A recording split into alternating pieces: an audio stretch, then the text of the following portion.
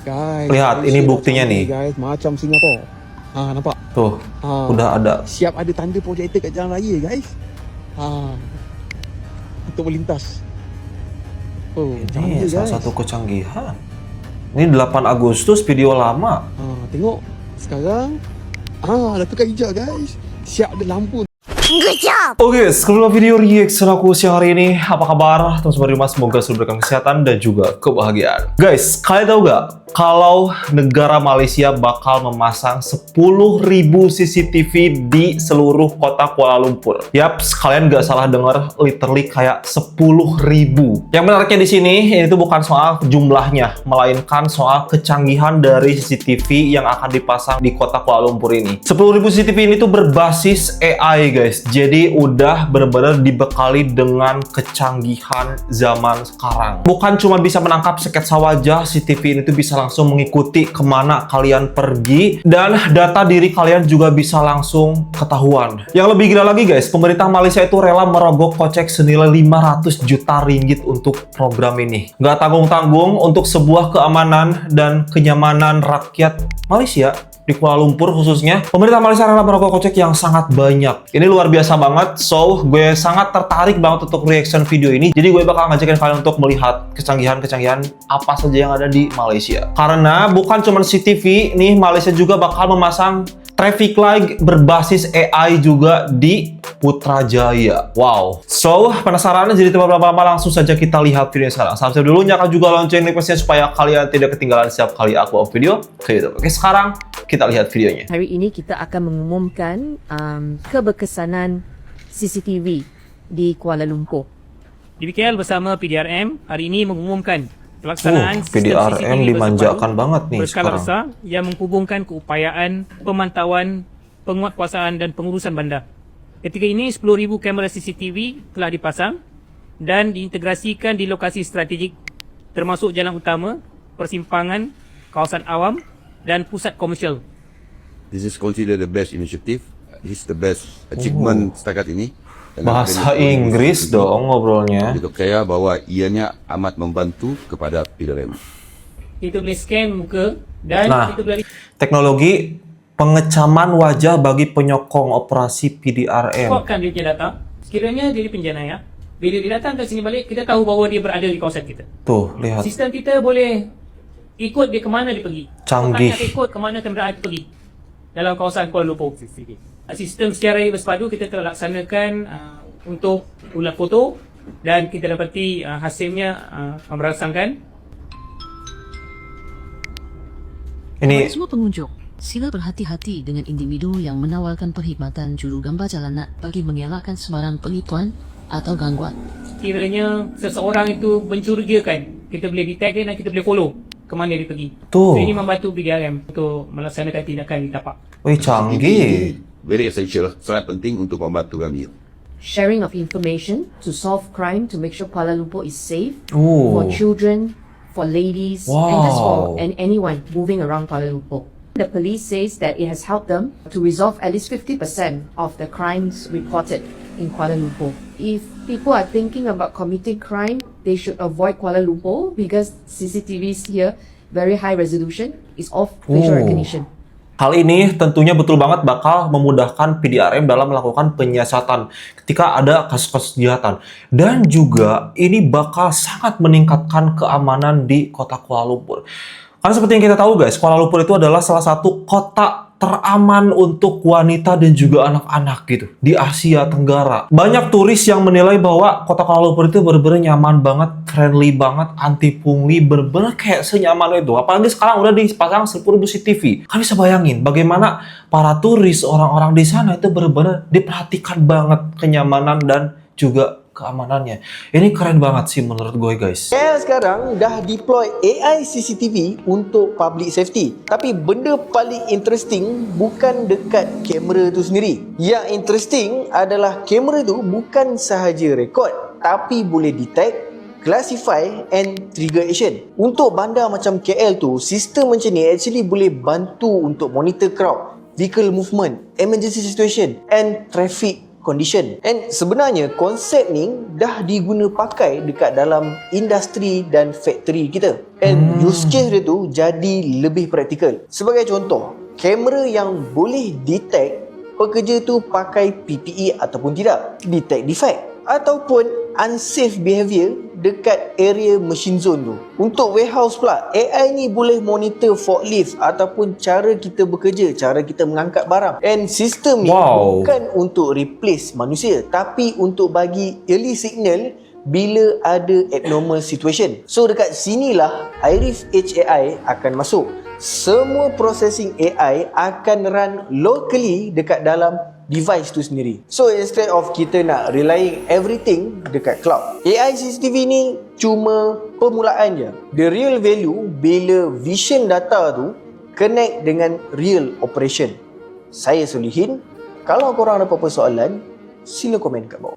Lihat guys, negara tetangga udah sangat maju banget. Indonesia masih sibuk soal korupsi, soal MBG, soal apa sih? Tinggalan banget. Dulu bukan main lagi orang sembang. Menteri DAP China jaga wilayah, habislah KL. Tapi sekarang apa jadi? KL makin smart, bukan makin hancur. 500 juta ringgit dibelanjakan, 10,000 CCTV dipasang satu bandar. Bukan sekadar hias tiang lampu, ini sistem pintar Satu yang boleh bandar. detect, analyze dan Gila. terus alert pihak berkuasa. Maknanya kalau ada kes, tak sempat viral pun, tindakan dah jalan dulu. Dulu di BKL dengan polis di Raja Malaysia macam kerja dua dunia berbeza. Sekarang semua dah connect, info jalan laju, respon pun laju. Siap ada scan muka, geofencing, detect perangai mencurigakan, speaker pun boleh warning orang, siap 5 bahasa. Bukan jenayah je boleh kesan, kemalangan, jam teruk, banjir pun boleh detect awal. Jadi soalan dia sekarang, habislah KL tu betul ke atau kita je yang cepat sangat judge? Kadang bukan bandar tu yang bermasalah, persepsi kita je yang outdated. Ini baru betul jaga bandar. Sistem kamera lita tertutup CCTV bersepadu berskala besar dilengkapi perisian kecerdasan buatan AI membantu meningkatkan keupayaan pengesanan suspek dan siasatan jenayah di ibu negara sebanyak 50% sekaligus menyumbang kepada penyelesaian kes yang lebih berkesan. Menteri di Jabatan Perdana Menteri Wilayah Persekutuan Hannah Yoh berkata, kos pengoperasian terkumpul pemasangan 10,000 kamera di seluruh ibu negara sejak tahun 2020 mencecah 500 juta ringgit yang dioperasikan menerusi Pusat Kawalan dan Operasi Kuala Lumpur KLCCC.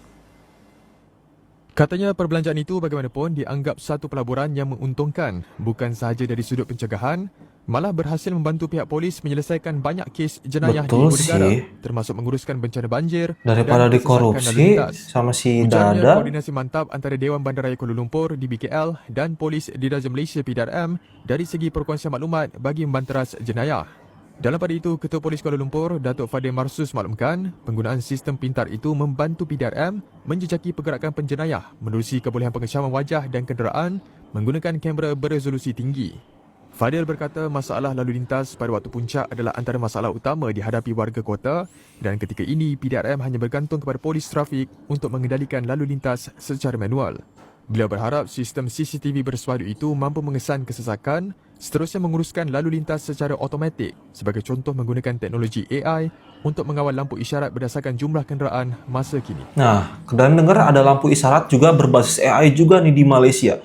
Dan ini tuh katanya mulai ada di Putrajaya. Pasti di Kuala Lumpur juga udah ada mungkin ya. Gue gak tahu nih, kita lihat videonya. Putrajaya bakal guna lampu isyarat AI. Lepas ni dia bukan hanya tukar merah ke hijau, hijau ke merah, tidak. Tapi lepas ni AI ni akan ada sistem yang boleh fikir sendiri untuk kawal aliran trafik. So betul ke AI ini boleh kurangkan kesesakan lalu lintas? Jom dakwah explain.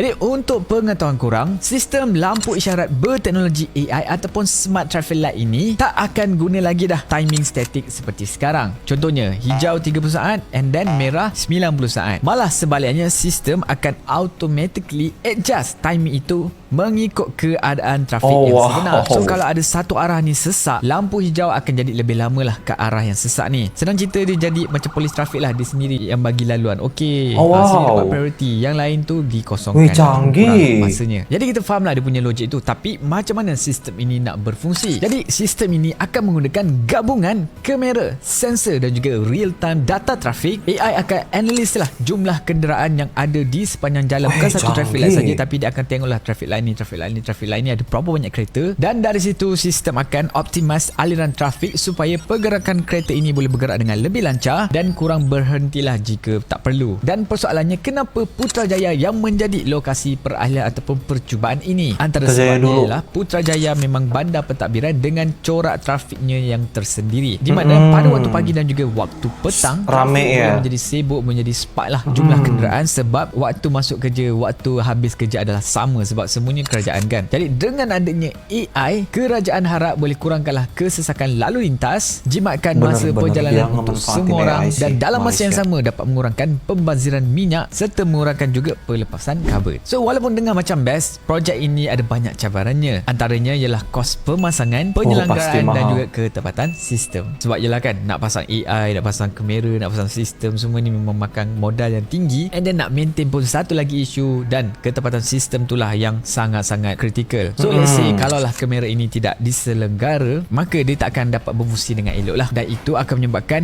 dia memberikan data yang salah, dan akhirnya AI ini akan pening lah. AI ini akan interact berdasarkan data yang dia dapat. Kalau data itu tak guna, maka keputusannya AI yang buat ni pun akan menjadi tak boleh pakai lah. Jadi perubahan ini biasanya akan mengambil masa sebab melalui fasa ujian dan juga penyesuaian. So persoalannya sekarang, korang rasa sistem lampu isyarat AI ini boleh bantu selesaikan masalah kesesakan jalan raya, ataupun hanyalah sekadar projek smart city untuk dapat moden sahaja? Dan kalau kita apply traffic AI ini kepada satu Malaysia, nampaknya hopefully dah tak ada dah kesesakan jalan raya dah selepas ni. Jadi guys, please komen pula pandangan korang.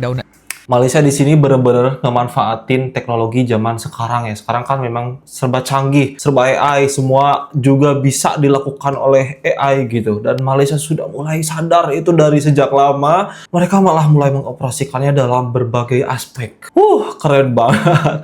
Dibilang gak iri, ya iri juga. Tapi ya gimana? Kita terlalu jauh banget levelnya. Karena bukan cuman kecanggihan di jalan raya nih guys. Sekedar minyak sawit. Kalian tahu gak sawit Malaysia tuh mulai mengoperasikannya menggunakan AI. Gila, sumpah. Kalian harus lihat video ini. Malaysia menjadi negara pertama di dunia mengintegrasikan teknologi kecerdasan buatan AI dalam pengoperasian kilang minyak kelapa sawit. Menteri Perdagangan dan Komoditi Datuk Seri Johari Abdul Ghani berkata penggunaan teknologi itu mampu memberi hasil yang optimum di samping mengurangkan kebergantungan kepada pekerja asing sehingga 35%. 35% menurunkan pekerja asing. Dia boleh menyebabkan banyak kos dapat dikurangkan. Contoh energy cost. Kedua, water utility yang kita pakai. Nombor 3 tadi staff boleh kurang 35%, terutamanya foreign workers. Jadi ini kalau dapat digunakan pakai teknologi ini kepada mana-mana palm oil mill, dan saya tak langsung, dia juga boleh mengurangkan pekerja asing hampir 8,000. Kalau 446 kilang-kilang kelapa sawit ini boleh menggunakan pakai this teknologi. Beliau berkata demikian dalam sidang media selepas merasmikan kilang sawit berasaskan kecerdasan buatan AI pertama dunia di Minsawi Industries, Kuala Kangsar pada Selasa. Johari akan memantau kemajuan kilang tersebut setiap 3 bulan bersama-sama Lembaga Minyak Sawit Malaysia. Ini baru percobaan nih, belum terlalu ini. Pada masa sama, beliau turut menggalakkan pemilik kilang sawit lain untuk datang melawat dan mempelajari teknologi yang digunakan. Langsung ngajakin tim AI-nya gitu. Guys, tahu gak? Ini secara gak langsung ancaman buat para pekerja Indonesia. Karena yang kita tahu banyak sekali pekerja-pekerja dari Indonesia yang bekerja di Malaysia, terutama di bidang sawit gitu. Lumayan banyak. Dan Malaysia udah mulai beralih pakai robot nih, pakai AI. Ini ancaman buat para pekerja Indonesia. Mungkin nanti gak terlalu banyak dibutuhkan pekerja-pekerja dari luar. Gimana guys? Coba kalian pikir ini tuh adalah sebuah kemajuan negara tetangga, tetapi sekaligus semacam kayak terancam juga di negara kita gitu. Karena kita lumayan bergantung juga nih, banyak TKI yang bergantung pada negara Malaysia. Yang lebih gila lagi nih, Malaysia itu gak mau cuman jadi pengguna AI doang, cuman jadi user gitu. Karena guys, Malaysia itu punya rencana atau punya tekad untuk membangun keupayaan AI sendiri. Mereka gak mau bergantung bergantung pada penyelenggara AI atau pembuat AI. Mereka pengen buat sendiri nih katanya. Gila. Malaysia tidak berhasrat untuk kekal sebagai pengguna semata-mata dalam teknologi kecerdasan buatan AI. Sebaliknya tekad membina keupayaan sendiri dalam ekonomi digital global. Perdana Menteri Datuk Seri Anwar Ibrahim berkata, negara perlu bergerak sebagai pemain aktif dalam pembangunan teknologi, bukan hanya bergantung kepada inovasi luar. Malaysia does not intend to remain merely a consumer of AI. We intend pinter ya Allah, please deh ini to build capability and compete with banyak sekali confidence in the kemajuan. global digital economy. And to be sure, following from our Madani core values, our emphasis is on the people that we aim to fostering economic advancement and prosperity with equity and social justice. Beliau berkata demikian ketika berucap dalam majlis pelancaran Huawei AI Lab and Innovation Center di The Exchange 106 Kuala Lumpur pada Isnin. Dalam masa sama, Perdana Menteri menegaskan Malaysia kekal terbuka kepada pelaburan dari negara timur dan barat selagi ia menghormati undang-undang serta keutamaan negara. Kemudahan Huawei AI Lab dan Innovation Center akan berfungsi sebagai pusat rujukan bagi operasi Asia Pasifik meliputi lebih 30 negara dan wilayah sekaligus mengukuhkan peranan Malaysia sebagai hub teknologi serantau. Gak mau Malaysia jadi pengguna doang. Gak puas mereka. Pengen lebih. Dan gak apa-apa. Itu untuk sebuah kemajuan yang lebih positif. Itu gak apa-apa. Daripada kita ribut soal hal-hal yang negatif. Ngegunjingi negara orang. Ngeganggu negara orang. Lihat Malaysia gak peduli omongan di belakang. Mereka tetap berjalan ke depan. Udah AI mainnya bos. Sorry. Guys, lihat ini buktinya nih. Guys, macam Singapura. Nampak? Tuh. Udah ada. Siap ada tanda projektor kat jalan raya guys. Untuk melintas. Ini salah satu kecanggihan. Ini 8 Agustus video lama. Tengok. Sekarang dah tukar hijau guys. Siap ada lampu untuk jalan. Dah tukar warna hijau lagi. Wow. Nampak tak? Canggih. Boy guys. best. Nampak? Canggih. Macam dekat luar negara guys. Ya. Maju Malaysia. Aduh gimana ya, haters Malaysia kayaknya sekarang lagi kebakaran jenggot deh. Melihat kecanggihan Malaysia yang udah real banget nih di depan mata. Mereka udah memanfaatkan teknologi yang ada sekarang, udah update, udah gak peduli sama komentar-komentar negatif. Mereka maju ke depan. Kita terlalu heboh, terlalu banyak permasalahan sih. Jadi gak maju-maju. Kayak yang dibahas tuh korupsi aja gitu. Kayak apa sih? Gue gak ngejelekin negara gue ya, tapi fakta gitu. Berita-beritanya tuh bukan tentang kecanggihan, malah kemunduran, sorry. Rupiah semakin anjlok, saham Indonesia, IHSG merah semua. Gimana? Maksudnya kayak ini Malaysia udah AI-an loh mainnya. Mereka udah malah pengen jadi pembuat AI. Kita masih bingung dan masih berdebat soal motor listrik di MBG itu. Parah. So, tentunya di sini gue mau ngucapin congratulations dong buat negara Malaysia ya. Udah sangat hebat banget, sangat maju banget. Ini adalah sedikit bukti bahwa Malaysia sudah sangat memanfaatkan teknologi saat ini. Cuma sedikit guys, masih banyak yang belum kita ketahui. Ini pun aku dikirim oleh salah satu teman aku di Malaysia. Yang mau dipasang CCTV dan ini menurut aku sangat menarik banget ya. 10.000 dong, sampai 500 juta ringgit Malaysia. Pemerintah sana tuh mengeluarkan uang untuk sebuah apa? Keamanan dan kenyamanan negaranya, warganya, warga asing gitu. Bener-bener kayak diperhatikan banget. Ini salah satu poin positif banget menurut aku. Perlu belajar kita guys, perlu banyak belajar. Perlu mengakui, kita perlu menurunkan ego. Dan mengakui bahwa udah jauh banget nih Malaysia di depan kita. Masa kita mau gini-gini aja gitu. Ayolah guys, kita jangan tunggu pemerintah. Kita coba ubah mindset kitanya dulu aja. Hal-hal yang bisa kita ubah, hal-hal yang bisa kita bawa ke arah positif. Berawal dari diri sendiri gitu. Supaya tuh ada kemajuan. Karena sumber daya manusia juga tentunya menentukan kemajuan sebuah negara. Bener gak? So ya, congratulations buat Malaysia. Dan di akhir video tentunya aku mau disclaimer dulu. Gak ada maksud aku untuk menjelekkan negara aku sendiri. Aku bicara soal fakta, bicara soal apa yang ada saat ini. Harapannya semoga Indonesia bisa mengikuti jejak Malaysia. Jangan terlalu jauh deh soal AI, tapi soal traffic light yang bener aja tuh. Mudah-mudahan Indonesia bisa segera melaksanakan itu gitu. This is video kali ini guys. Thank you so much for watching. Hope you guys like it. Saya Danber pamit. Wassalamualaikum warahmatullahi wabarakatuh.